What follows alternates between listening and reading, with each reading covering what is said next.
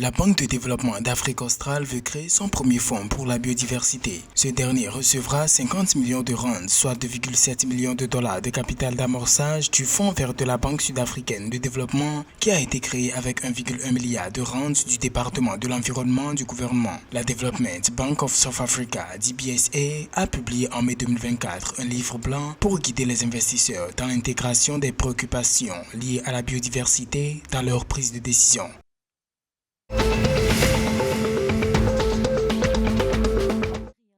Au Malawi, des experts économiques prévoient une hausse continue du coût de la vie. Ceci passe par les prix relatifs à une gamme d'articles de la vie quotidienne au cours d'une période. Selon les chiffres du Center for Social Concern, le coût de la vie pour avril 2024 a augmenté de 2,2% pour atteindre 521 936 kwacha pour une famille de 6 personnes en milieu urbain contre 510 720 kwacha en mars 2024. L'augmentation a été enregistrée au cours d'un mois où le rapport de l'Institut international de recherche sur les politiques alimentaire IFPRI a montré une baisse des prix du maïs, qui est la principale denrée alimentaire.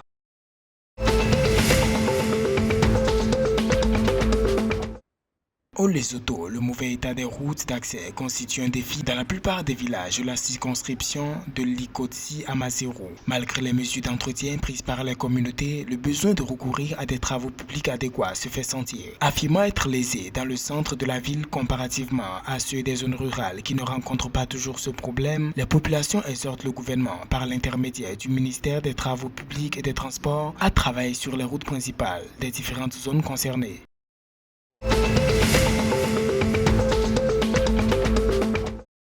En Zambie, selon le consultant indépendant Dr Peter Cheren, le potentiel de croissance de la zone de conservation transfrontalière de Kavango, Zambezi, Kaza est énorme mais doit être géré de la bonne manière. Il s'exprimait lors d'une discussion portant sur des questions autour des meilleures pratiques mondiales pour faire progresser la croissance verte et comment s'applique-t-elle à la zone de Kaza. L'objectif est de débloquer et de développer l'économie de la faune sauvage tout en trouvant un équilibre entre conservation et développement.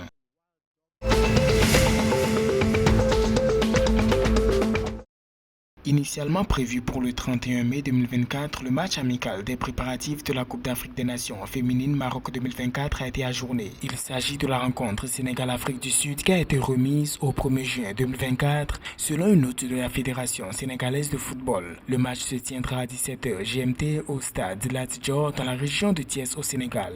La phase retour devrait se jouer le 4 juin 2024.